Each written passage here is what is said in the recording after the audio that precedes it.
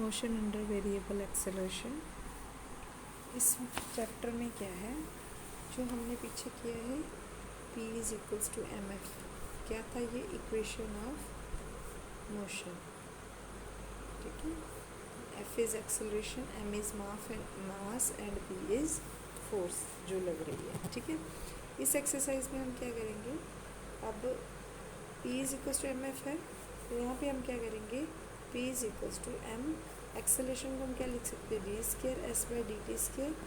तो चाहे हम D square S by D T square लिख दें, और m D V by D T लिख सकते हैं, और m v D V by D S भी लिख सकते हैं। ठीक है, देखिए ये 3 तरीके हैं।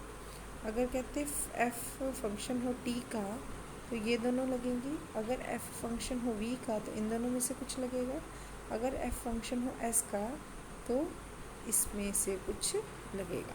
ठीक है, एग्जाम्पल से क्लियर हो जाएगा। A particle starts from rest and moves along a straight line. ऐसे एक पार्टिकल यहाँ से चला, moves along a straight line with acceleration f, कहता है varies verifying as T rest पर एन।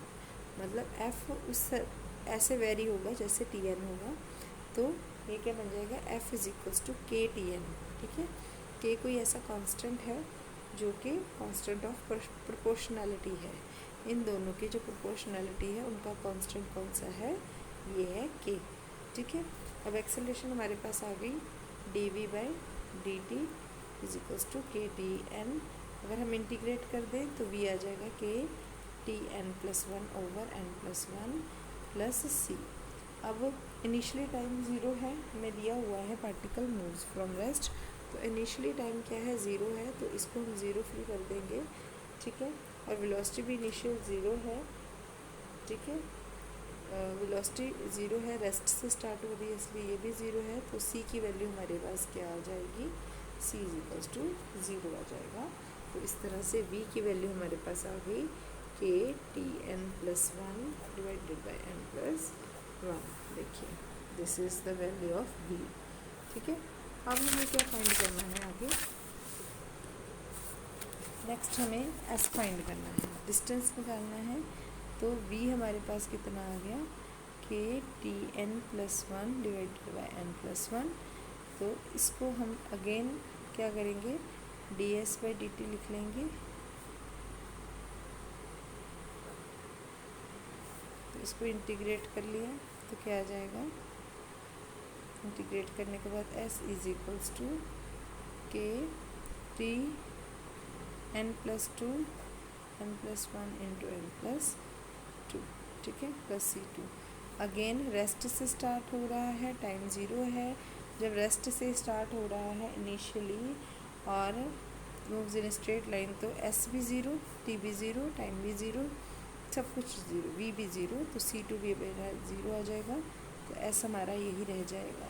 ठीक है, अब देखिए s की वैल्यू भी आ गई हमारे पास, ये वाली। ठीक है, अब यहाँ पे हमने f के साथ दोनों साइड मल्टीप्लाई कर लिया, f के साथ इधर में मल्टीप्लाई कर लिया एक्सेलरेशन के साथ, और इधर भी। एक्सेलरेशन की वैल्यू हमारी कितनी थी, f is equals to K T N. तो इस साइड पे हमने f is equals to K T N fill कर दिया into K T N plus two over N plus one into N plus two. ठीक है, ये आ गया। अब यहाँ से एन प्लस टू इधर आके मल्टीप्लाई हो गया, के स्क्वायर एन प्लस वन। ठीक है, तो ये हमारे पास ये एन प्लस वन के साथ एन प्लस वन के साथ रैशनलाइज कर लिया। अब ये वैल्यू हमारी किसकी बन गई, वी ही हमने निकाला था ना, K by N plus one T N plus one. तो यहाँ से हमने वी सब्स्टिट्यूट कर दिया यहाँ पे। ठीक है, यहाँ पे देखो एक स्टेप कर देती हूँ मैं, एन प्लस वन है ना, यहाँ पे पहले हमने रैशनलाइज कर लिया एन प्लस वन के साथ,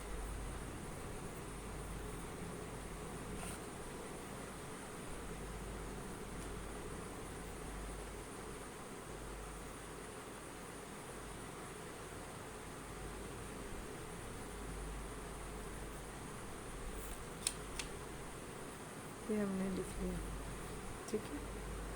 अब ये बन गई चीज़ यहाँ से।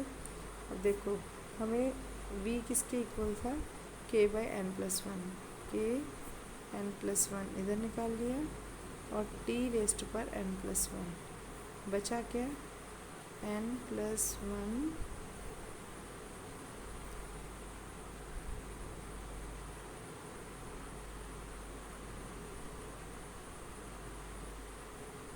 के स्क्वायर 2 और इसका स्क्वायर, ठीक है।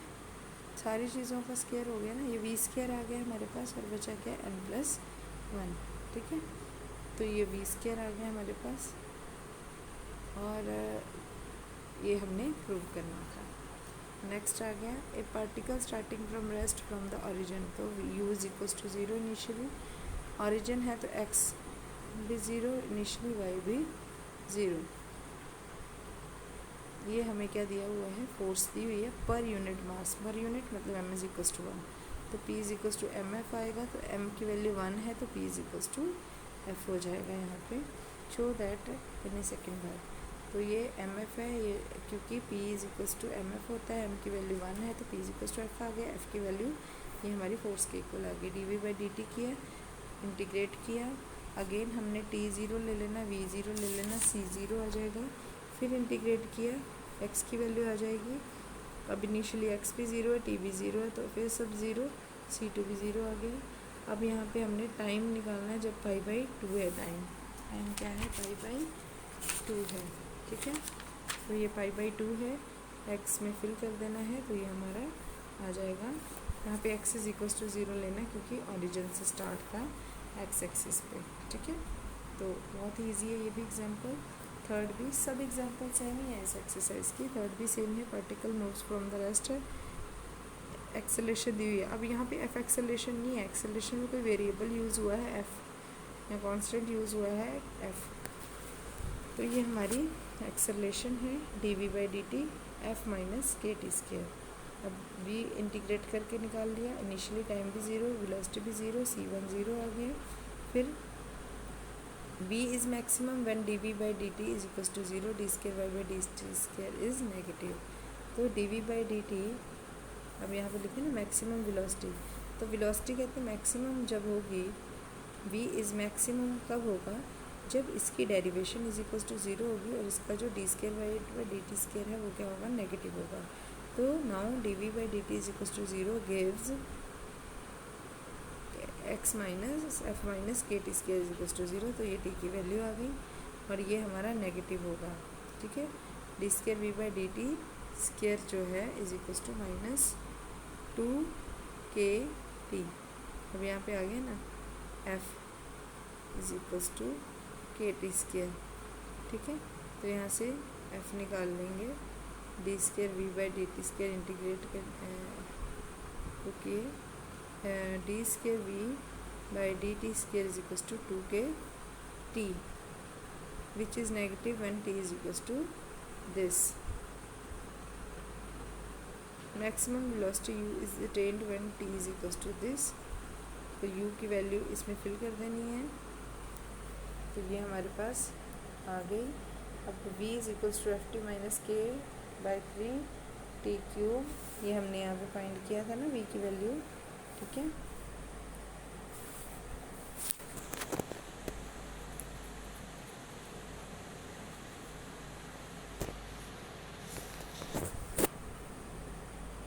यहाँ पे अगेन इंटीग्रेट कर लिया, ये आ गया, इनिशियली सब कुछ 0 लेके c2 भी 0 आ जाएगा।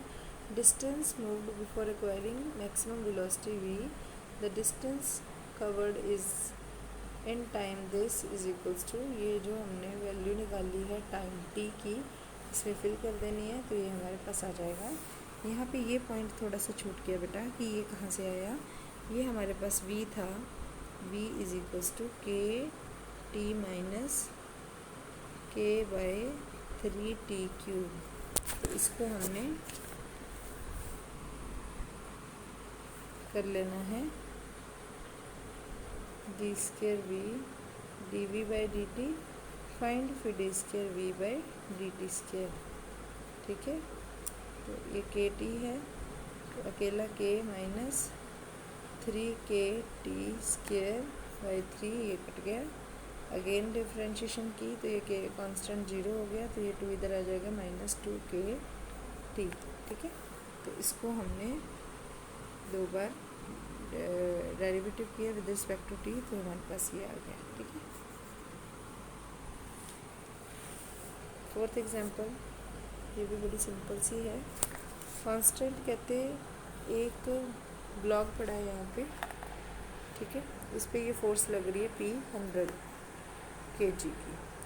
इसको P है तो इसके रिजॉल्व कर लिए 2 पार्ट, P cos थीटा और P sin थीटा। अब क्योंकि यहाँ पे फोर्स लग रही है तो ये यहाँ इस डायरेक्शन में फोर्स है, तो ऑब्वियसली ये इस डायरेक्शन में मूव करेगा। तो जब मूव करेगा तो यहाँ पे एक फोर्स लगेगी mf, P = mf, ठीक है। तो सबसे पहले हम ये निकालेंगे P cos theta = mf, P cos theta = mf, ठीक है। अब देखिए P cos थीटा = P किसके आ गया, P की वैल्यू है 100, थीटा की वैल्यू हमें यहाँ पे दी हुई है, ये फिल कर दी, ठीक है।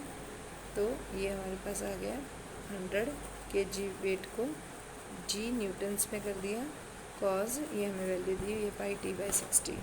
अब if the blocks moves with acceleration f, then the equation of motion pmf बन जाएगी, P = mf, ठीक है। तो P = mf, m मास 30 है, f है, और ये हमारी P है, ठीक है। तो ये हमारे पास आ गई।